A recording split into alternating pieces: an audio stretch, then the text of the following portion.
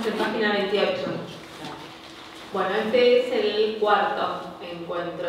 Entonces, estamos con Cristina, con Cami, María Laura Sola. ¿Por qué? Antoni. Sí. Y Fausti. Y Adriana. Y yo. Bueno, entonces, ¿dónde estamos? ¿En el seminario 23? Ahí, ¿no? Sí, sí. Hola. Perdón.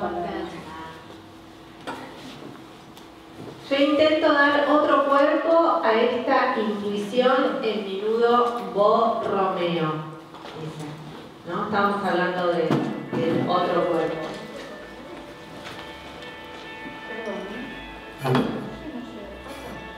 Sí, tenemos que hacerla, decir los primeros minutos cuando, así como se empieza en el cine, ¿no? Hay que tenerla preparada, hay que parar los celulares. Bueno, propongo leer, dice Alfredo sobre esta cita de Lacan del seminario 23. Dice, propongo leer intuición como lo que se supone que es conocimiento de la especie, evidente y sensible, primero y directo, sin razonamiento. Pero ella es occidental, la expresión, ¿no? Judío-cristiana, capitalista y moderna, y posee en torno al cuerpo biológico un toco madera. Bueno, esto lo hablamos, ¿no? Nuestra intuición hace base en este modo de concebir lo corporal. Cómo creemos y sentimos que somos el cuerpo tridimensional biológico en el que habitamos. Lo que Lacan intentó con el nudo Borromeo, pero fracasó rotundamente, fue dar otro cuerpo a la intuición psicoanalítica. Es decir, que la intuición del analista se guiara por el nudo Borromeo, que eso fuese lo que diera la base material al sujeto del psicoanálisis y su práctica. Pero hay que aceptar que un nudo, en el sentido matemático en el que Lacan lo concibe, es algo que no se puede agarrar o tocar con las manos. Se pueden asir sogas y eslabones de hierro, cadenas de billutería, pero no nudos. Los nudos de Lacan son objetos matemáticos y por lo tanto intangibles. En la conferencia de Yale, bueno, la matemática, lo que planteaba también ayer en el debate de Alfredo, ¿no? Que planteaba justamente ese tema, ¿no? De la matemática, sí, porque se debatía si es una ciencia, el eterno debate si el psicoanálisis es una ciencia o no. Y entonces decía, bueno, la matemática entonces es una ciencia porque es puramente abstracta, ¿no? Claro. Y cuando también ubicaba, digamos, lo que ayer, que fue muy interesante el debate, bastante pobre en la argumentación, pero no pobre en el sentido despectivo del término, sino pobre en el contenido. Y eso me llevó a pensar que en la medida en que uno trabaje con modelos binarios, por ejemplo, como si es ciencia o es no ciencia, o si es el cuerpo o no es el cuerpo, siempre los argumentos van a ser incompletos, más allá de que la estructura es incompleta, pero bueno, uno intenta abordar con mayores contenidos, digamos, para poder ser más comunicable, más transmisible y que quede algún sentido en lo que escuchamos ayer, porque la verdad que hizo pensar mucho en la política, de hecho. Es esta eterna discusión, por ejemplo, entre peronismo, antiperonismo, derechas, izquierdas, no conducen a nada, porque el que está de un lado va a seguir sosteniendo eso a rajatabla. Digamos, me acordé de los programas de investigación, estos de heurística negativa, porque lo único que hacen es sostener eso, pero no se investiga, no se amplía. La verdad que, pero bueno, estuvo muy interesante y ojalá ahí Alfredo, con todo su aporte genial, haya podido, digamos, sembrar ahí una semillita de pregunta. Sí, esto me parece muy importante, ¿no? Poner en cuestión y hacer preguntas y que en base al cuestionamiento y a la necesidad de esa argumentación se pueda entender y defender una posición, ¿no? Sí, estuvo muy bueno. Supuestamente lo están editando. Ah, porque no lo subieron todavía. Sí. Yo lo busqué de vuelta porque Sí. me había perdido la primera parte, porque Sí. no estuvo muy claro cómo seguir el link. Entonces, Sí. Bueno, lo esperamos entonces. Entonces dice, en la conferencia de Yale de 1975, Lacan sostenía, el cuerpo tiene por propiedad que se lo vea, y mal. Se cree que es una burbuja. ¿Cómo se dice? Soufflure. Ahí está. Primera propiedad a considerar, el cuerpo es visible, pero se lo ve mal. ¿Por qué se lo ve mal? Se cree que es una burbuja, una bolsa de piel, es decir, imaginario. Lo que caracteriza al cuerpo que se puede ver en su función en nuestra vida es que es imaginario. El problema es que se lo ve, con lo cual Lacan diagnostica una multiplicación del punto de engaño. El engaño ahora consiste en que el cuerpo biológico es visible. Ya no solo es la imagen del otro a la cual nos identificamos como yo, pero no deja por eso de ser válida para Lacan la dialéctica del engaño de la identidad y de la rivalidad basada en el estadio del espejo. Lo que agrega ahora es que el cuerpo implica un peso espacial debido a que es visible y así, dado que es visible y por el valor asignado a nuestra cultura a la sustancia, se lo supone una soufflure, burbuja. Una burbuja de piel que contiene centralmente al yo y los demás contenidos pulsionales y libidinales. Por tal motivo, para Lacan, al cuerpo se lo ve mal. En el seminario 22, RCI, en la clase 4, Lacan afirma: al orden de ese cuerpo al que está suspendido lo imaginario, dice seminario 22, así declara en forma contundente que el cuerpo no es real, puesto que es lo imaginario lo que está suspendido de ese cuerpo que es un engaño y que es vivido como siendo una burbuja, porque así se lo ve, en función de nuestra ideología. En el mismo seminario, RCI, en la clase 8, dice Lacan: la verdadera consistencia del cuerpo para el psicoanálisis es la del toro tubo. Suponemos que es algo parecido a lo que Freud representó así, un objeto con estructura de esfera cortado de forma sagital, para poder ver el interior con su núcleo. Bueno, es el huevo del individuo psíquico, ¿no? Y el yo en el centro. Bien.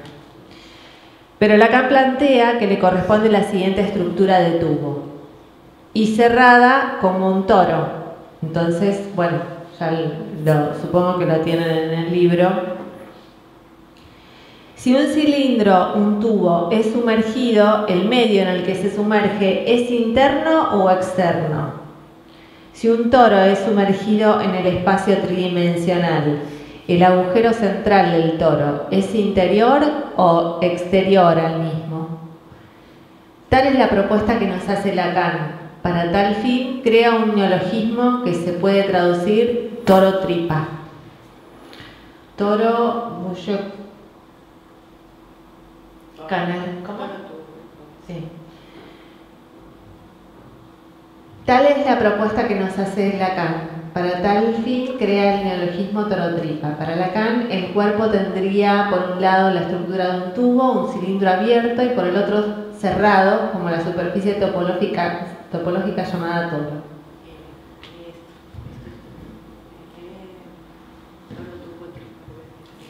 Toro, tubo, tripa, dice la cita 27. Próximo en sonido a torbellino, turbillón, un agujero devorante de los objetos sustanciales. Estaba pensando en los agujeros negros, ¿no? En el espacio. que también chupan todo, ¿no? Agujero devorante de los objetos sustanciales. Me gustó. Sí, porque está bueno pensar porque la mayoría de los síntomas anidan en el cuerpo. Exacto. ¿No? Como que el cuerpo se los tragara, ¿viste? Igual. Sí, sí, sí. Sí, como una esponja, como que absorbe, ¿no? Como un toro que absorbe lo sustancial. Lo sustancial, ¿cómo sería? Los objetos sustanciales, por ejemplo los síntomas, lo que decía ella. Los síntomas, los kilos. Sí, que no son sustanciales. O sea, que son sustanciales en el sentido de una sustancia en particular, ¿no? O sea no son sustanciales. Digamos, el engaño es que son sustanciales.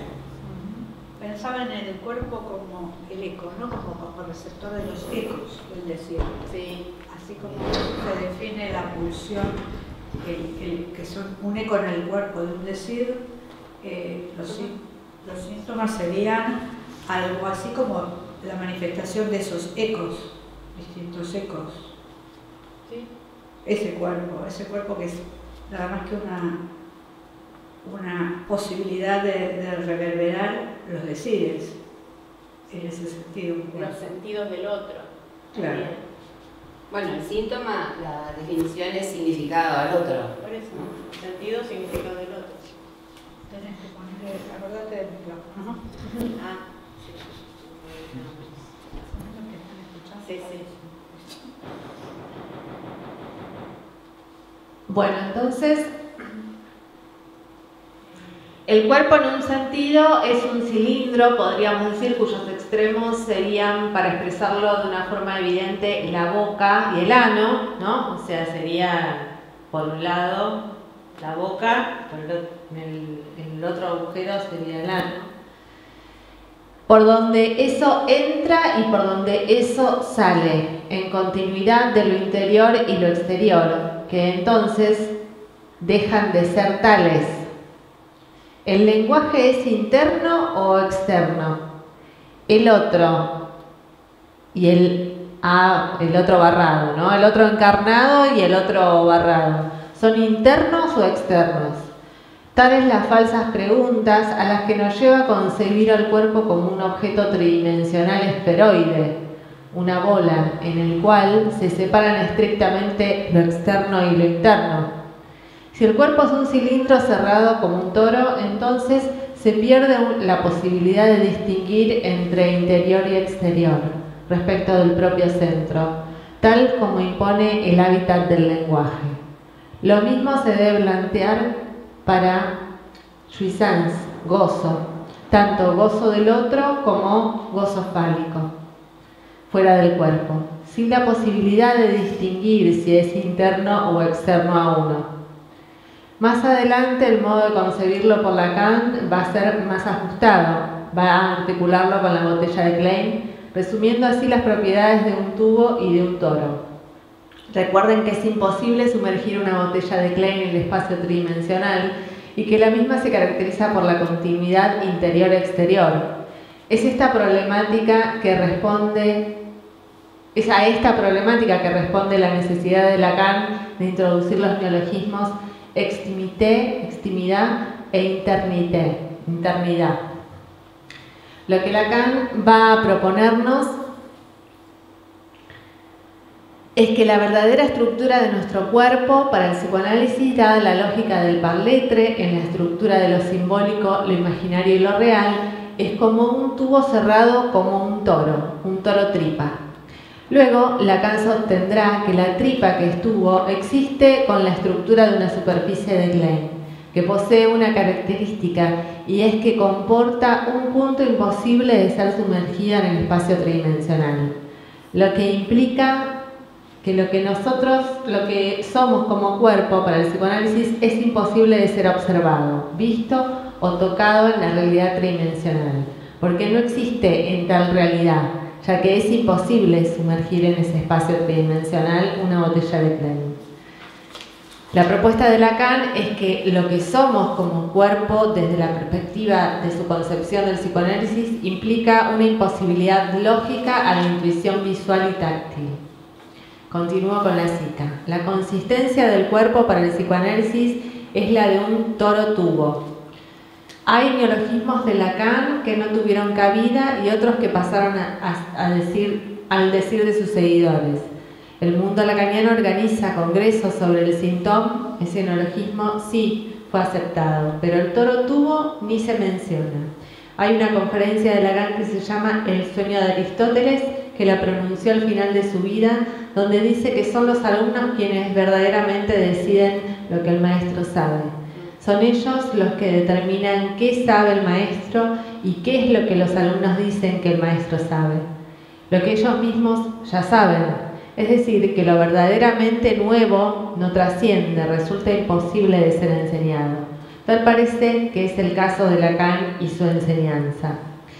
Continúo con el seminario 22. Bueno, me parece que de todas maneras es un intento de todo el tiempo la propuesta de Apola es darle lugar a lo nuevo, ¿no? O sea, darle lugar a lo que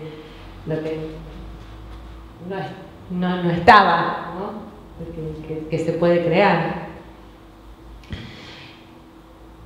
Seminario 22, RCI clase 8. Quiero remarcar lo siguiente: se puede pensar lo imaginario él mismo en tanto somos presa de nuestro cuerpo, se está en lo imaginario. Bueno, porque lo imaginario da consistencia, ¿no? Clavarle una puñalada a alguien para Lacan es estar capturado plenamente en lo imaginario, lo cual es exactamente al revés de cómo se lo piensa habitualmente. No estoy diciendo que Lacan tenga razón y que los colegas lacanianos estén equivocados cuando afirman que el cuchillo se clava en lo real del cuerpo. Lo que señalo es que Lacan dice otra cosa y dice lo opuesto aún o especialmente en su última enseñanza, entre comillas, ¿no? Pone su última entre comillas. Ya que estamos citando de RCI y es ahí donde Lacan sostiene que el cuerpo está en el mundo imaginario y lo imaginario es el engaño causado ya no solo por la alienación yoica especular a la imagen del semejante, sino también por la visibilidad de nuestro cuerpo en el seno de la ideología de nuestra sociedad y cultura. Proseguimos con RCI, clase 9. Lo que se cogita es lo imaginario del cuerpo. O sea, lo dice 800 veces. Lo dice y lo dice y lo dice para que quede claro, ¿no? El cuerpo es imaginario. Nuevamente, cogito ergo sum. ¿Qué es lo que se cogita? Ergo sum, o sea, yo soy. Lacan está planteando cuestiones muy precisas, muy concretas, de las cuales no es difícil en este caso que sepamos cuáles son. Lo que se cogita, ergo sum, es lo imaginario del cuerpo. Donde nos engañamos en el punto en el que creemos que somos es en o con el cuerpo visible y pesable. Y eso es lo imaginario, el engaño puro donde radicamos en nuestro ser en tanto yo corporal. Claro, acá está bueno esto de lo que soy es mi cuerpo. Claro, ¿No? Sería la identidad del ser con el cuerpo. Ergo sum es luego soy, ¿no? O sea, el ser, el yo y el cuerpo como engaños y unidos, ¿no? Ser, yo y cuerpo sustancial como engaños. Eso. Me gustó lo del ser también, ¿no? A mí me hace pensar esto. Espera. Un poquito para atrás, en la base de la hoja anterior, dice que lo imaginario es el engaño causado ya no solo por la alienación yoica especular en la imagen, sino también por la visibilidad de nuestro cuerpo en el seno de la ideología de nuestra sociedad y cultura. O sea, en el seno de la ideología. Sí. Esto no es menor que sea una ideología la que condiciona nuestra percepción del cuerpo. Porque de pronto yo me acuerdo una reunión donde planteaban que si bien la percepción del ojo es por las reglas de la física, la percepción del ojo es cóncava, porque finalmente la imagen se forma en donde, no me acuerdo cuál es la anatomía exactamente, cómo se nombra esa parte del ojo donde la imagen por la progresión de los rayos se forma, pero nosotros vemos, por ejemplo, un edificio torre, un edificio recto, no vemos un edificio curvado. Ya sabemos, nuestra ideología nos dicta una percepción para el cerebro que te da una imagen recta, cuando en realidad, si nos atenemos a la física, el edificio sería curvo. En el libro de topología. Ahí está el ejemplo. Claro. Sí. Y aparte, digamos, en otras culturas, los cuerpos son otros. O sea, la imagen del cuerpo, la importancia del cuerpo, o el volumen del cuerpo, o la entidad que se le da al cuerpo, es otra. Por ejemplo, en muchos países asiáticos, los cuerpos son diferentes, o sea, son diferentes las mujeres, o sea, tienen otro vínculo con el cuerpo. Hay otro vínculo con el cuerpo que en Occidente, por ejemplo. Eso. Sí, en relación a lo que dices, pensaba, bueno, como estamos leyendo La carta robada, es muy interesante todo lo que uno va relacionando. En el grupo de Salta, Pola Salta. Y el cuerpo como un dato de la realidad en sí no nos dice nada, y para que nos diga algo tiene que estar, como dice Lacan, ubicado en el nudo Borromeo, o sea, imaginario, simbólico y real, para poder hablar de cuerpo, por lo menos en psicoanálisis. Y decía, en esto que ubicamos, ¿no?, como el contexto, la ideología de la cultura y de la época, que como simple dato no nos dice nada, sino que nos dice en relación a la cultura en la que está inmerso ese cuerpo. Como bien decías, por ejemplo, y no todo en Latinoamérica, por ejemplo, en, no sé, Perú, Chile, Bolivia, no tiene la concepción del cuerpo, de la estética que tiene, y te diría que hasta diferencia entre lo que es la gran capital del interior, por ejemplo, ¿no?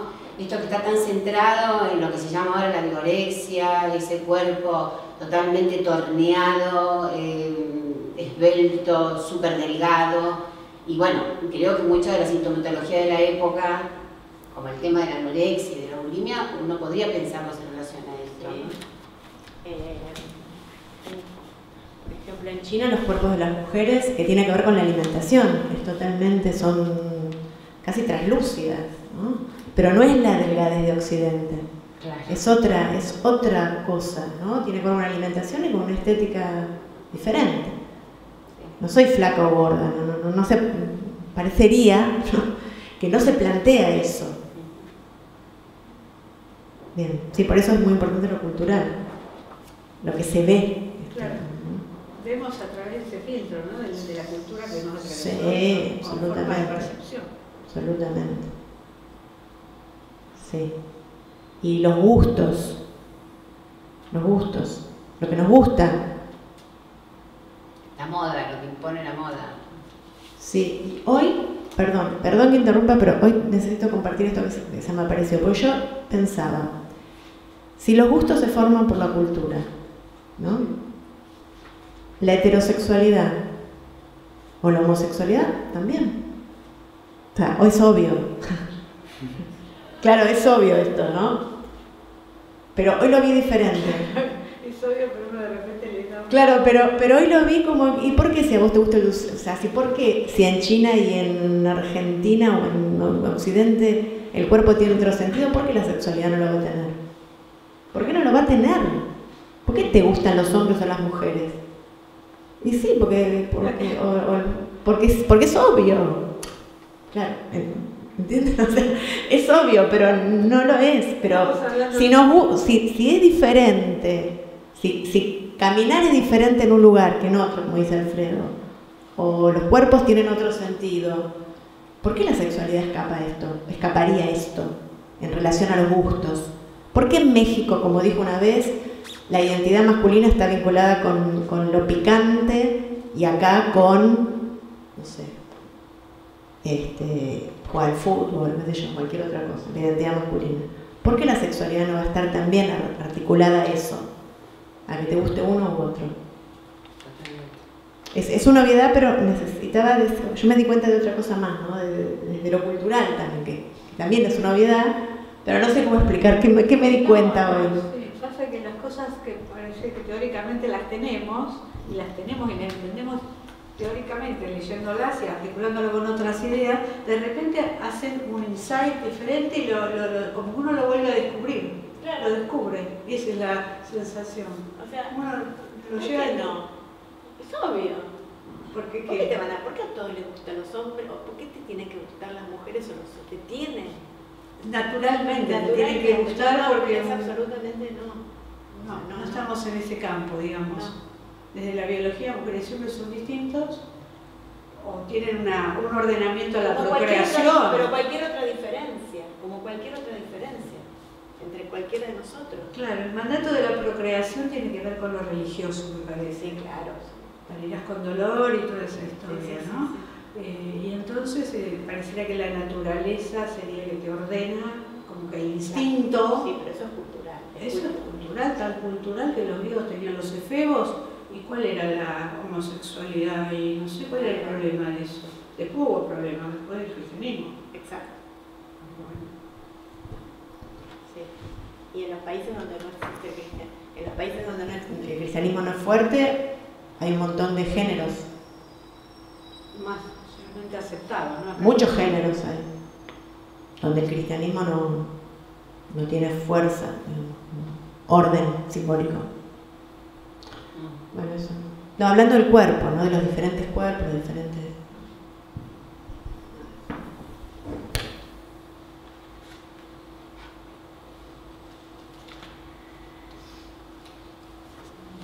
Entonces, dice, lo que se cogita ergo sum es lo imaginario del cuerpo, donde nos engañamos en el punto en el que creemos que somos es en o con el cuerpo visible y pesable.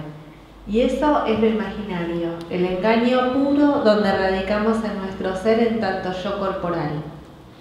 Lo que se cogita es de alguna manera retenido por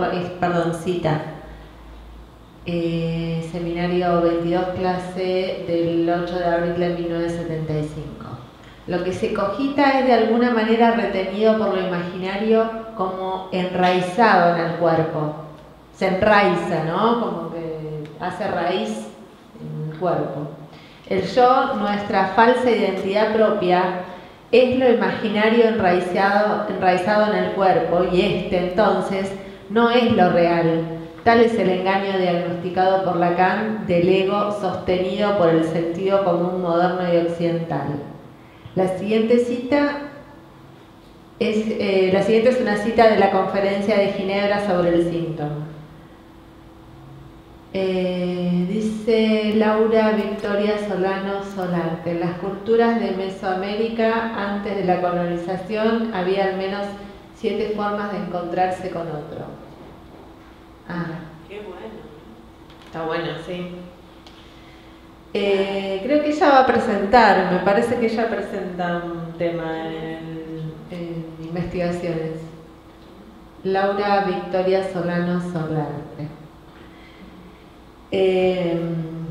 Bueno, sí, muy interesante. Pensar que hay un montón de formas.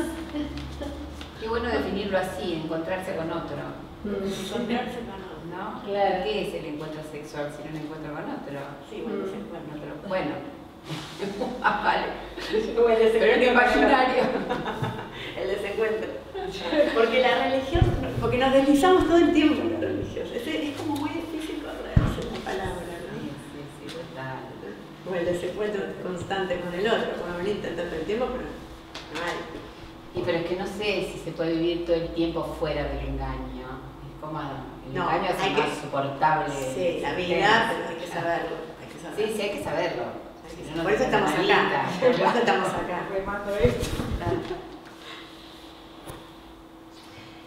Dice, el hombre está capturado por la imagen de su cuerpo. Esta es la segunda perspectiva del diagnóstico de la captura imaginaria, porque en el estadio del espejo el hombre está capturado por la imagen aparentemente completa de su semejante.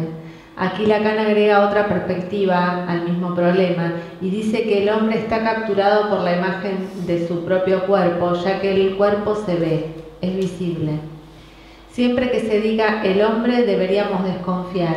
Quizá no todo hombre esté capturado por la imagen de su cuerpo. Quizá no sea así para otras culturas u otras épocas. Nada nos garantiza que sea así para todos los hombres en todo el mundo. Con esto estoy afirmando que no podemos tener garantías de que todos los hombres cogiten. ¿Se aplica cogito ergo sum a toda cultura? No lo sabemos, estimo que no. Para nuestra cultura, al menos sí. Para el psicoanálisis y en función de nuestra cultura, la actualidad el hombre está capturado por la imagen de su cuerpo y ese cuerpo adquiere su peso por la vía de la mirada.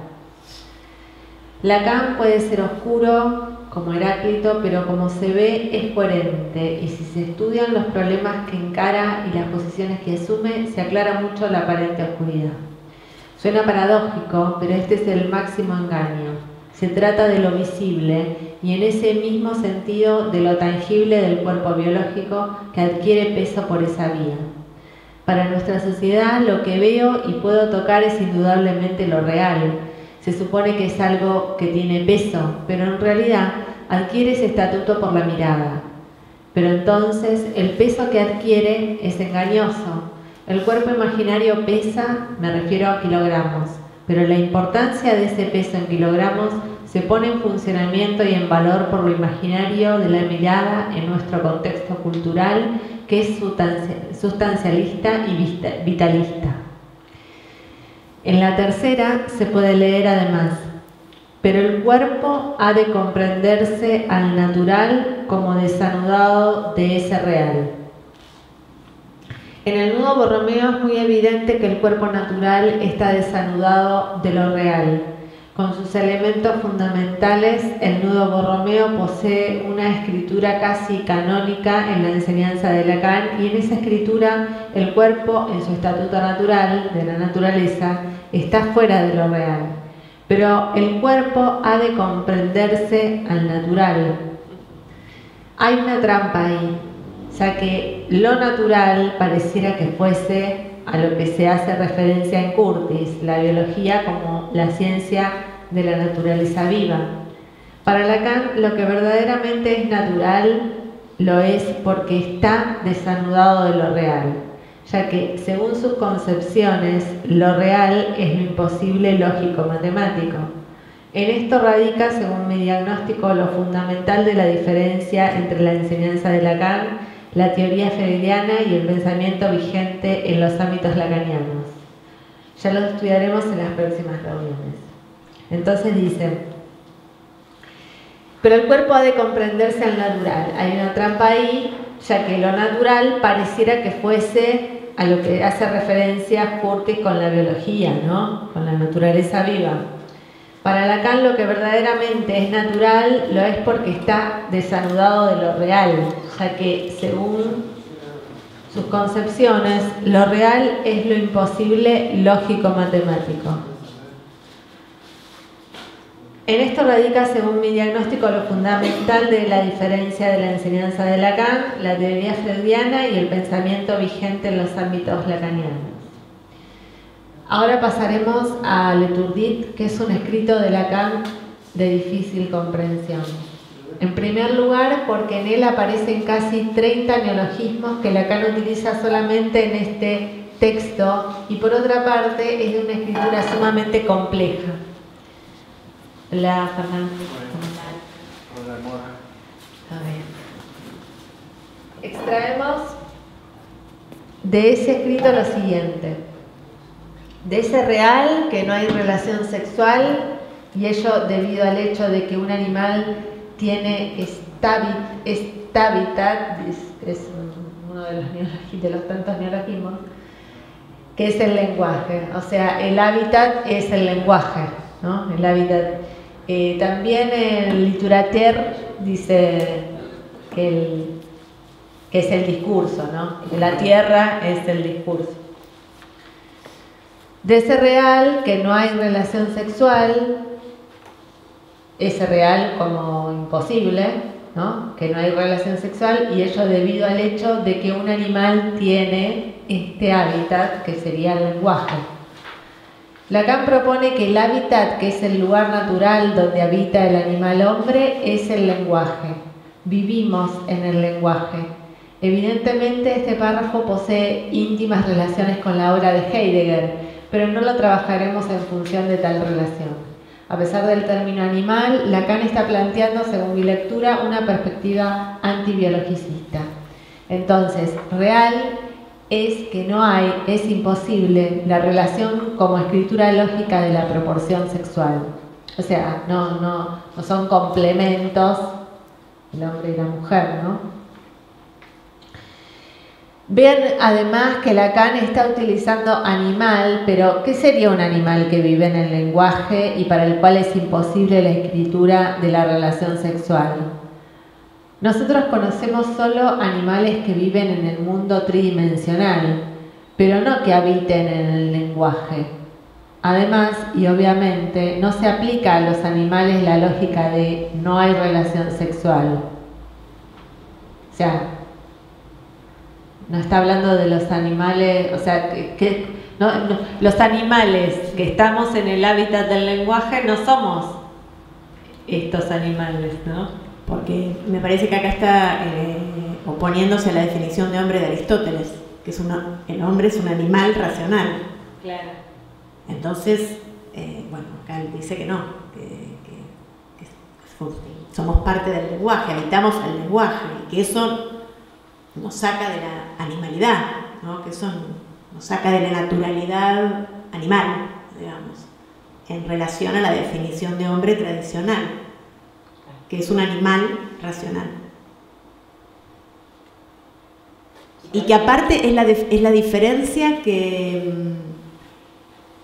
cuando uno le pregunta a cualquier persona cuál es la diferencia con el hombre, dice, piensa, a diferencia de los animales, ¿no? ¿Cuál es la diferencia que se propone siempre? Que la diferencia es que piensa.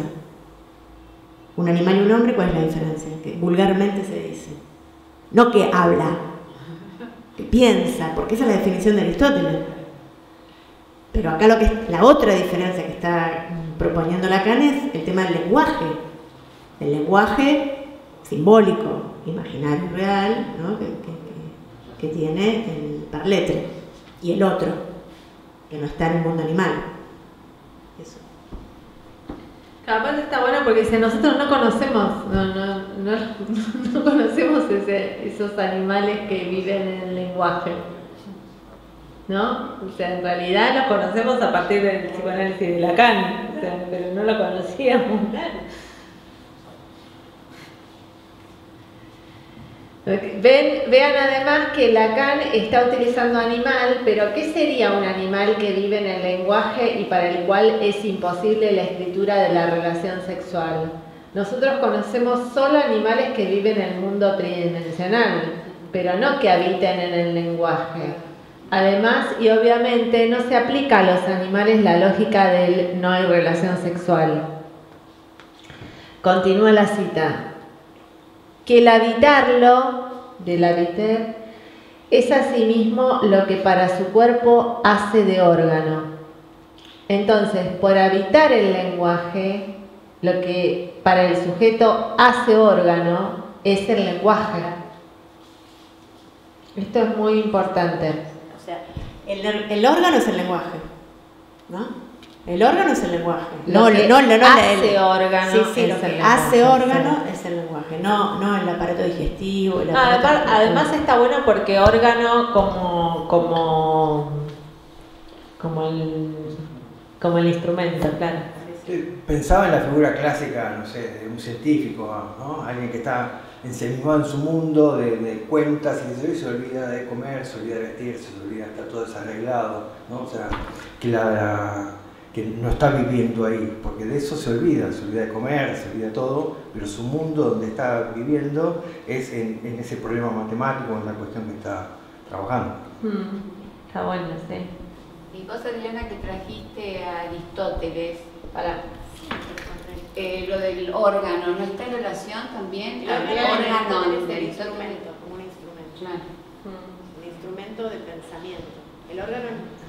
El órgano es un instrumento de pensamiento donde se debate, él se pregunta, se responde, contesta a los que le preguntan a Aristóteles.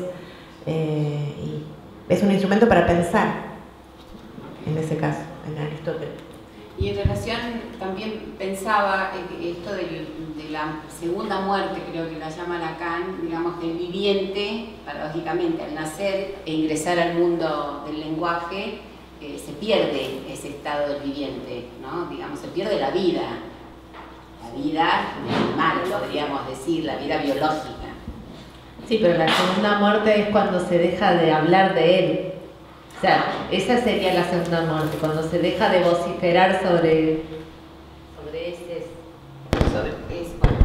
quien sea, ¿no?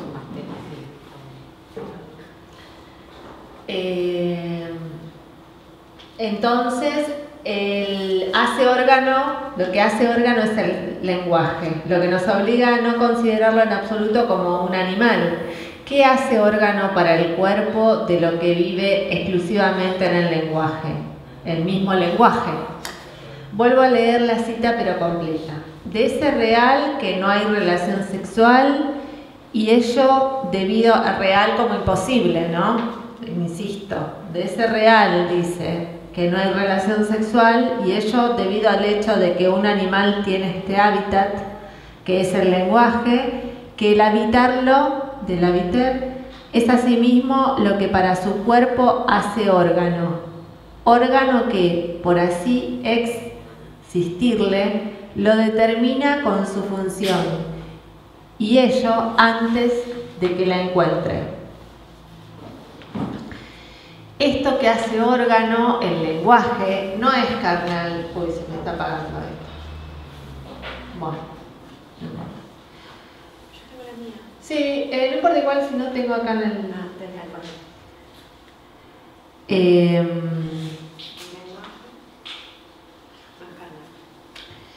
Esto hace que el lenguaje no es carnal, disuelve la dimensión de lo idéntico a sí mismo y no es interno, ya que es existente y además determina en su función al cuerpo.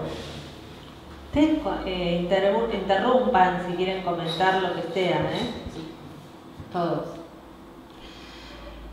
En la misma página de Leturdí, Lacan escribe: mi tarea es desbrozar el estatuto de un discurso donde sitúo que hay discurso. El atolondrado, bueno, el atolondradicho. Habrán visto que son muchos los autores lacanianos que insisten con el hay del uno y adelante, ¿no? Lacan... Sí. Recién acabo de leer esto también. El atolondradicho o las vueltas dichas. Las vueltas dichas, lo que pienso es el analizante. Lo dicho de un decir, el análisis son las vueltas dichas. Nunca lo había leído así, ¿no? Las vueltas dichas, el dicho que se da vuelta todo el tiempo. Que se da vuelta porque se da vuelta como en la banda de medios o porque se repite que da vuelta. Yo creo que por ambas acepciones, por la banda y por la repetición. Pero recién veo esto de que me gustó mucho lo de vuelta dicha. Eso. Aparte de que es muy importante la... Por favor, está por apagar esto. A ver si anda este, no. Debería estar andando, a ver. Hola, hola. Estaba prendido. Hola, hola. No.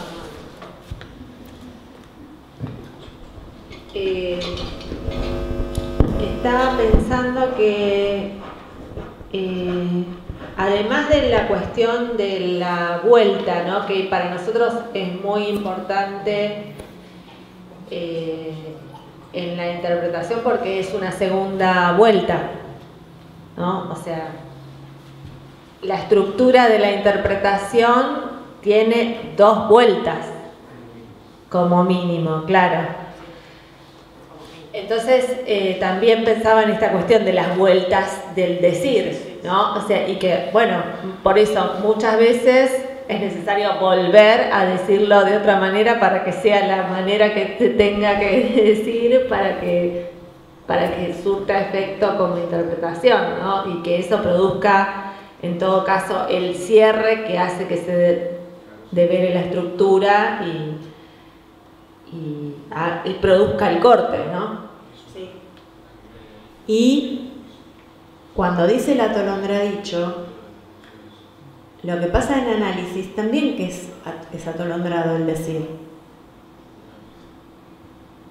Es atolondrado el decir del analizante. O sea, si no sabe lo que dice cuando dice, cree saber lo que dice. ¿No? O sea, no es eso que dice lo que quiere decir. Siempre. ¿Lo decís como que lo dice sin pensar? Cuando uno dice No, lo dice pensando, pero no sabe, pero ¿será eso lo que quiere decir? Aunque lo dice pensando, ¿qué es pensar? Y que No, el claro. otro lo escucha. Bueno, por eso es atolondrado. Porque el otro Porque no es- responde algo que escuchó del que... O sea, Por eso es atolondradicho. Nunca lo había visto así tampoco. Porque es atolondrado, ¿no? Y también pensaba en las vueltas del dicho, en algo que también aparece en la clínica, que lo dijo de una manera y no de otra, ¿no? Y que cuando lo vuelve a decir, hay otra manera de decirlo, ¿no? Sí.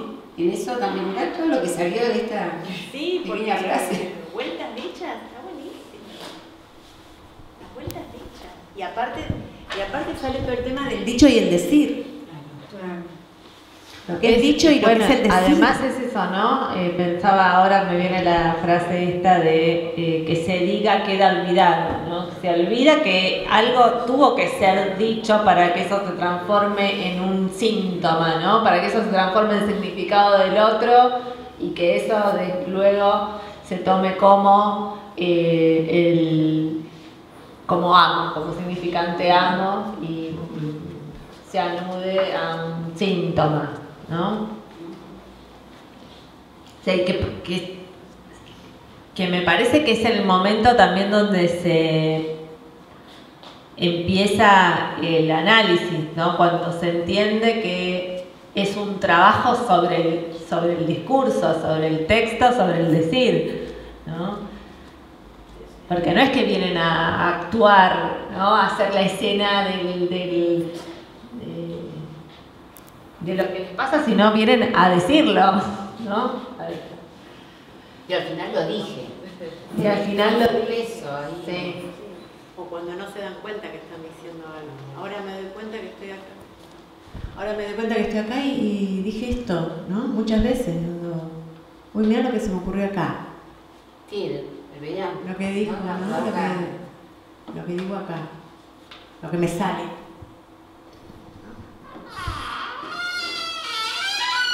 Dice, mi tarea es desbrozar el estatuto de un discurso donde sitúo que hay discurso. Habrán visto que son muchos los autores lacanianos que insisten con el hay del uno. Lacan tiene muchísimos, hay, pero se suele tomar ese como si hubiera dicho que de lo que hay, cabe afirmar solamente hay uno. Aquí Lacan está afirmando hay discurso. Sí, porque... A ver, no. Bueno, si no, déjalo, no importa, lo pongo con el teléfono. Olvídate. Sí, ya fue. Acá está.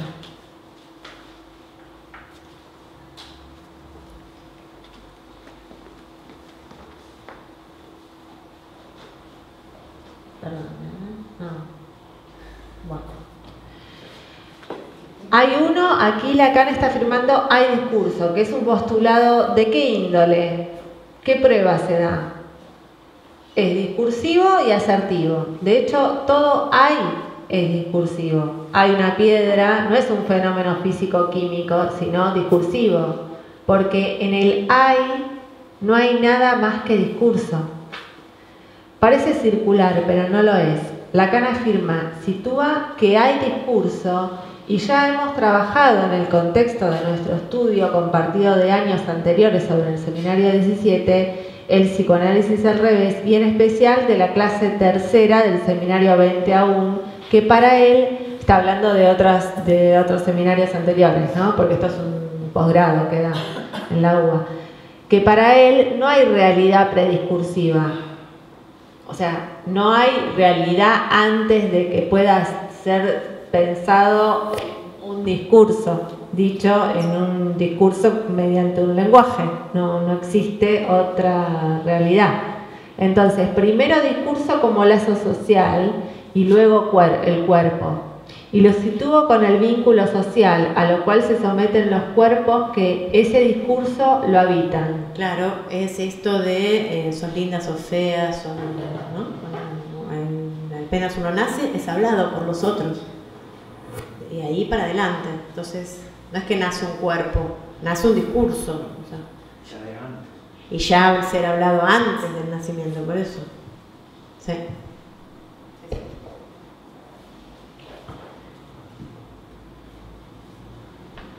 Esto es también de la Tolondra, dicho. Y lo sitúo con el vínculo social a lo cual se someten los cuerpos que este discurso lo habitan. O sea, el vínculo, o sea, los cuerpos se someten a ese vínculo social, ¿no? Por ese discurso, claro. Es decir, los cuerpos se someten a las leyes del orden del discurso, que es primero y que es el lugar en el que habitan. ¿Cuál es entonces la ley del cuerpo? El discurso. ¿Y el discurso qué es? El lazo social sostenido en el significante. Esta es la lógica con la que Lacan concibe al cuerpo. Entonces no se trata del goce del cuerpo, que es imposible de significantizar, porque no hay nada imposible de significantizar, ¿no? Pero es gracioso porque volvemos, es necesario volver porque, sí. El lazo social sostenido en el significante. Esta es la lógica con la que Lacan concibe al cuerpo. Es decir, no hay nada de biología en su concepción. Tampoco un comienzo en el cuerpo anatómico, ni un final, tampoco ni un destino, ¿no? Claro, porque lo que decía Fernando. Claro, uno es hablado antes y después del nacimiento y muerte del cuerpo biológico. Entonces la muerte y el nacimiento del cuerpo biológico, no. Porque uno es hablado antes y después. Vive antes en todo caso y vive después. Lo que hablábamos el otro día. Claro. De muerte. Claro, pero también está antes, ¿no? Vive antes y vive después. ¿O no? Bueno. Lo social acá, ¿qué peso tiene eso cuando decimos el lazo social? Pregunta, cuando decimos el lazo social, digamos, y lo definimos al discurso, ¿ese social está en relación a sociedad, a conjunto de a cultura? El discurso de época.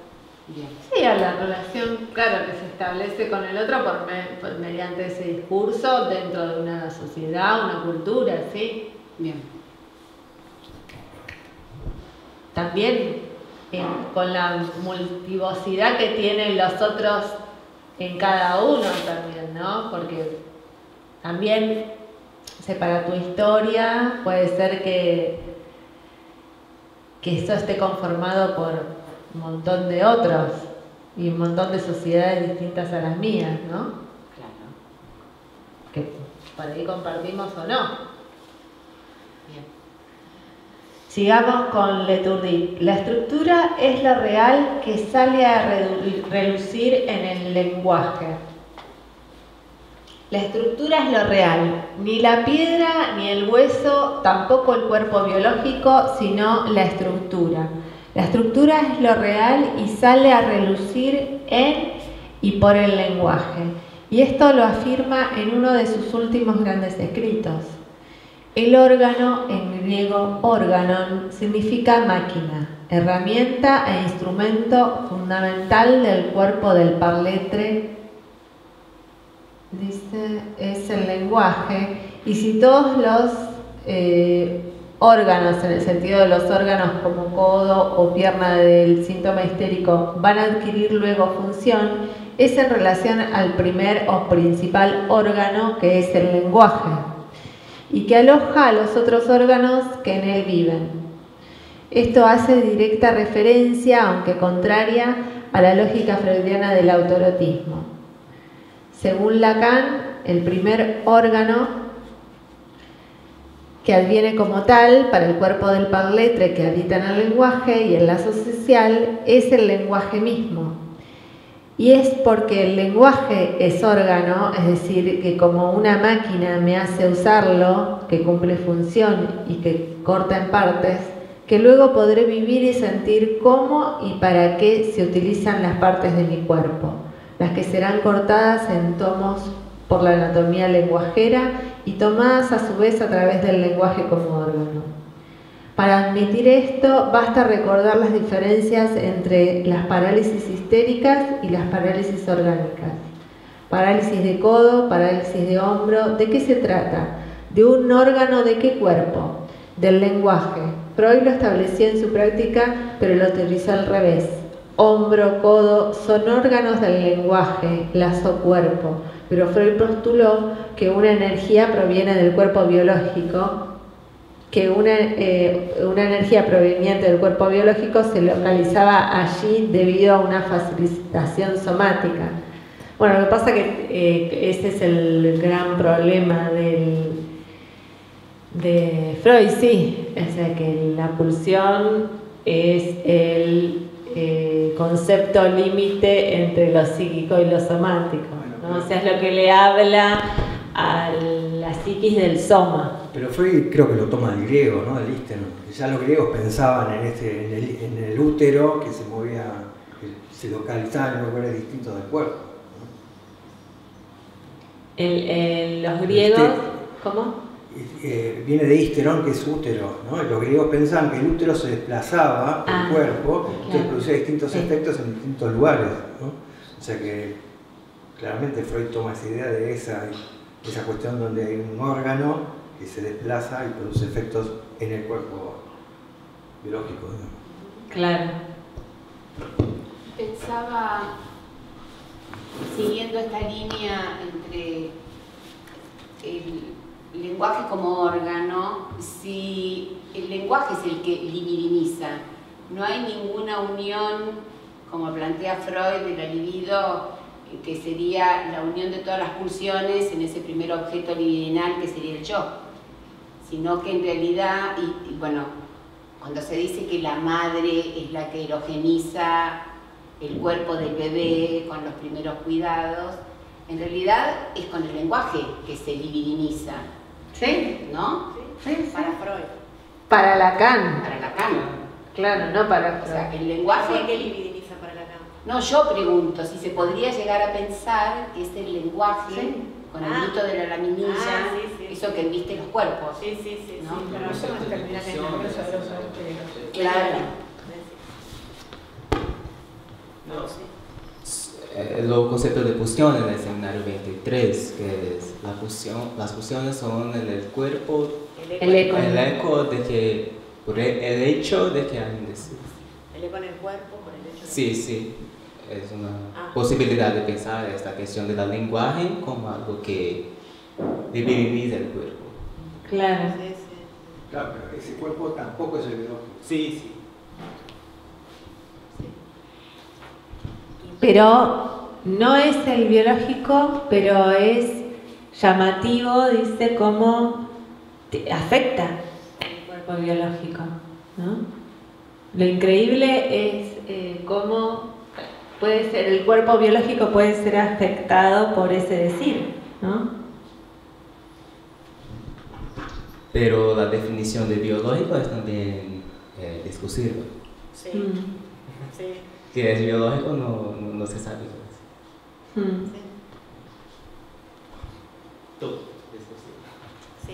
Y estaba pensando acá, cuando vos me preguntaste lo del órgano, porque en realidad acá sí se toma Aristóteles. Porque el órgano es el lenguaje, ahora lo entendí.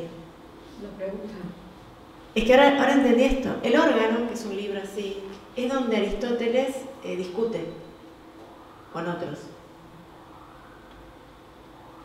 A través del lenguaje. El instrumento es la discusión a través del lenguaje. Por eso, ahora el lenguaje es órgano, Aristóteles fue. O sea, ¿no? Todo el tiempo se está peleando y tomando, peleando y tomando. No, órgano no es lenguaje en Aristóteles, también a la luz de Lacan, pero en realidad es a la luz de Lacan, no lo dice, pero es un instrumento de discusión con otro, el órgano. Recién lo vi. Continuando el recorrido de esta reunión en torno a la concepción del cuerpo del último Lacan, entre comillas, dice, pasemos al seminario de Caracas, el último que fuera dictado, donde leemos lo que puede ser considerado su propio balance al final de su enseñanza. Aquí está, dice, mis tres no son los suyos. Mis tres son lo simbólico, lo real y lo imaginario. Me vi llevado a situarlos como una topología, la del nudo, llamado Borromeo. El nudo Borromeo pone en evidencia la función de al menos tres. Anuda a los otros dos desanudados. Eso les di yo a los míos. Se los di para que supieran orientarse en la práctica. Pero se orientan mejor con la tópica legada por Freud a los suyos. Hay que decirlo, lo que Freud dibujó con su tópica, llamada segunda, adolece de cierta torpeza. Me imagino que era para darse a entender dentro de los límites de su época. Se está como viendo, ¿no? Pero ¿no podríamos más bien aprovechar lo que allí figura la aproximación a menudo? Considérese el saco fofo que se produce como vínculo, se refiere al saco fofo como la bolsa o el huevo del individuo psíquico, ¿no? Considérese el saco fofo que se produce como vínculo del ello en su artículo que debe decirse del Das Ist and Das Es. El saco, al parecer, es el continente de las pulsiones. Qué idea tan disparatada la de bosquejar eso así, dice. Solo se explica por considerar a las pulsiones como bolitas, que han de ser expulsadas por los orificios del cuerpo una vez ingeridas. ¿Qué contraste con la definición que Freud da de las pulsiones como vinculadas a los orificios del cuerpo? Una fórmula luminosa que impone otra figuración que esta botella, cualquiera sea su tapón. ¿No será más bien, como me ha ocurrido decirlo, botella de Klein, sin adentro ni afuera? Seminario de Caracas en excomunión. Como ya dije, la botella de Klein es una superficie topológica que no posee interior ni exterior. Es además imposible sumergirla o embeberla en el mundo tridimensional debido a que posee un punto de autointersección imposible en el mundo 3D. La botella de Klein son dos bandas de Moebius rentadas, ¿no? De torsión inversa. Y la banda de Moebius es una superficie bidimensional, no es tridimensional, ¿no? Con la superficie de Klein lo que Lacan nos propone es que la lógica que hay que oponer a la segunda tópica de Freud es una que rechace la bolsa de las pulsiones y disuelva lo interior y lo exterior, y que imponga además lo imposible del cuerpo del parletre en lo visible tridimensional. El cuerpo tal como nos es presentado por la visión, dado por la historia de nuestra cultura, dado que por la historia de nuestra cultura se ha hecho de él algo equivalente al ego, es el mayor engaño que enfrenta el psicoanálisis. No por nada en la época de Freud tantos filósofos se hicieron médicos y se exigió al candidato a psicoanalista que fuera médico, porque nuestra cultura confundió sujeto con yo con ego y ego con cuerpo biológico. Acá cita a Remo Bodey en su libro Destinos Personales, la era de la colonización de las conciencias, el Cuenco de Plata, que es la historia, y Foucault, la historia de la sexualidad, voluntad de saber. Si esa superficie de Klein es concebida funcionando en su hábitat, que es la lógica del lenguaje, si es posible pensar semejante idea, que se puede vivir en el lenguaje, que la vida de la que habla Lacan es otra vida, que es la vida de y en el lenguaje y el discurso, entonces la vida con la que debemos operar en psicoanálisis es la que refiere la pregunta del melancólico. ¿Esto es vida? O la pregunta del enfermo terminal. ¿A vos te parece que lo que tengo yo es vida? ¿A qué se hace referencia ahí con vida? Esto posee íntima relación con, por ejemplo, con lo que trabajan Foucault, Espósito, Agamben, Jean-Luc Nancy, con forma de vida, calidad de vida, estilo de vida, tipos de vida, valores de la vida, modos de vida, etc. Estos autores están en cierto sentido más avanzados que muchos psicoanalistas, porque ya han advertido el problema que acarrea no estar prevenidos de la biologización de la vida en nuestra ideología. La concepción de Freud del cuerpo biológico como un saco o bolsa que contiene a las pulsiones en su condición de superficie esférica, en oposición al cuerpo planteado como botella de Klein o como toro tripa, es la que Lacan propone a lo largo del Étourdi como las dos grandes lógicas en las que se pueden distinguir las concepciones espaciales del parletre en las que el psicoanálisis encuentra sus posibles orientaciones. Lo que Lacan nos propone entonces es que el cuerpo biológico confundido con el sujeto es el condensado de dos engaños occidentales, desplegados así. Uno, el estadio del espejo, porque hace, esto lo digo porque fue toda una discusión, creo que en el grupo de Lacan, ¿no? Cuando habíamos armado un grupo con ellas y Norberto y Malena Barberis, que los extrañamos, quieren venir. Que no es estadio, porque el estadio serían como daría cuenta de cierta evolución de primero, segundo, tercero, sino estadio en el sentido de lugar, ¿no? El estadio del espejo porque hace parecer que el núcleo de lo íntimo es yoico y el núcleo del yo está afuera, ya que es la imagen del semejante. Dos, que entonces el núcleo de lo íntimo está afuera, no está en el centro, en el corazón, ¿no? Dos, que como nunca antes adquiere consistencia el cuerpo a través de la visión que lo presenta como bolsa, que más que siempre funda interior y exterior. Y tres, que eso posee peso en kilogramos confundido con valor. O sea, valor como valor en el sentido de tesoro, ¿no? O sea, lo que vale, no lo que pesa en gramos. Sigamos avanzando en el estudio de las diferencias. Para tal fin, leeremos otra cita del Seminario de Caracas. ¿No será más bien, como me ha ocurrido decirlo, botella de Klein sin adentro ni afuera? ¿O aún sencillamente, ¿por qué no el toro?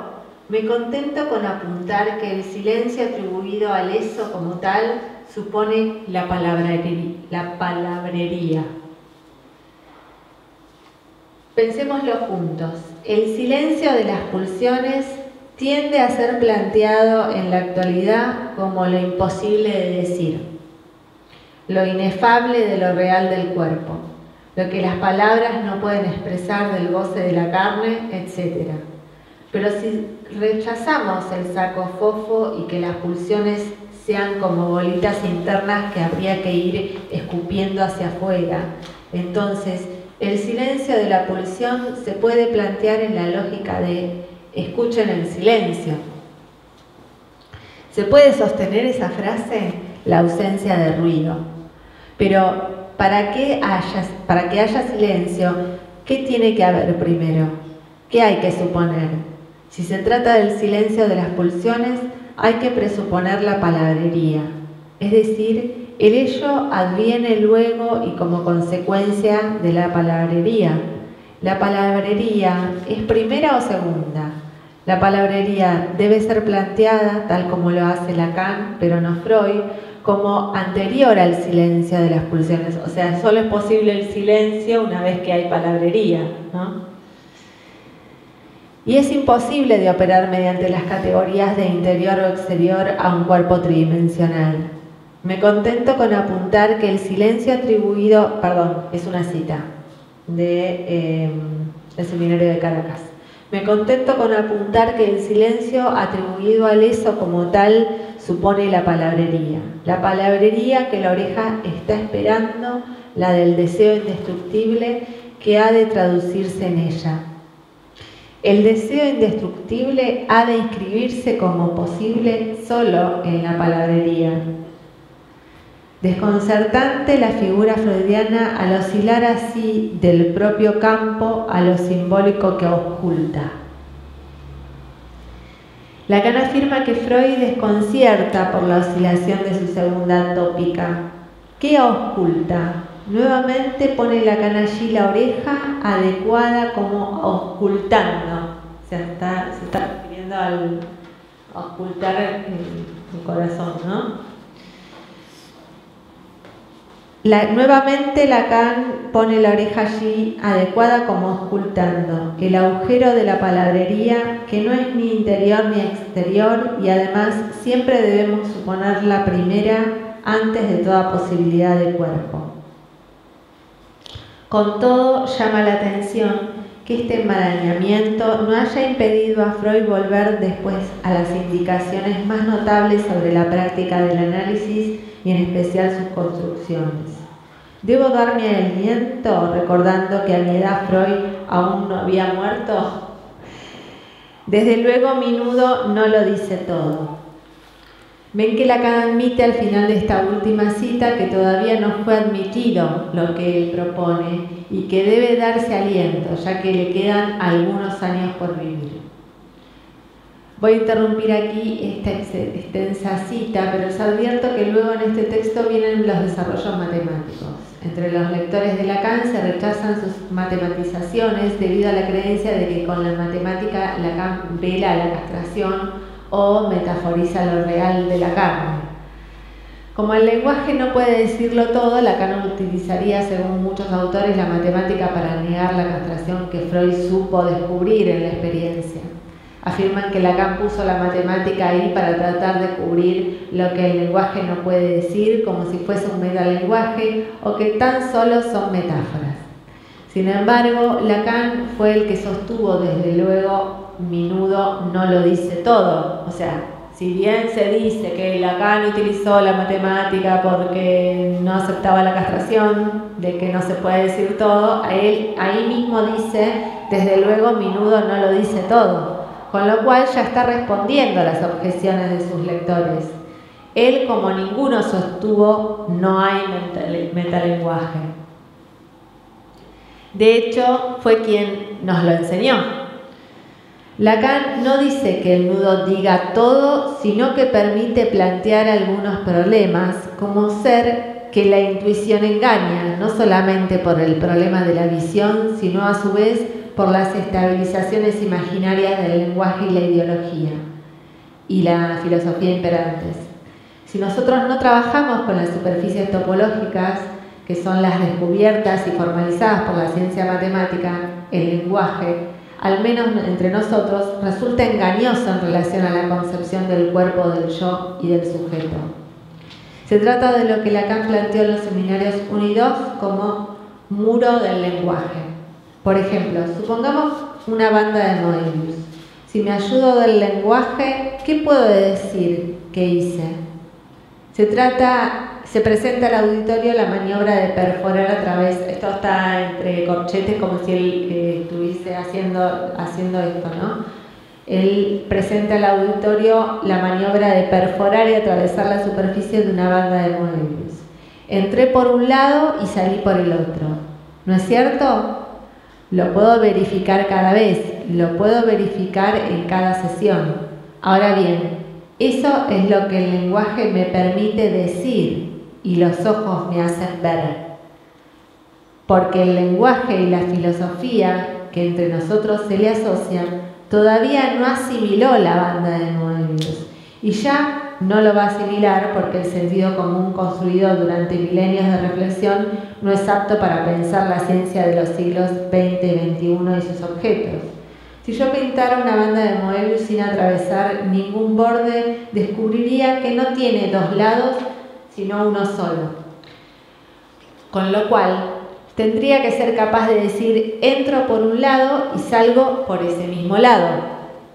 Frase que no se puede sostener sin atacar nuestro sentido común. Tampoco los dos bordes que veo y puedo tocar son más que uno. Bueno, podríamos dejar acá porque ya son 29 y página 41. Y por ahí la próxima también podríamos volver un poquito y dar otra vueltita. Bueno, gracias a todos y a todas. Gracias. Nos vemos la semana que viene.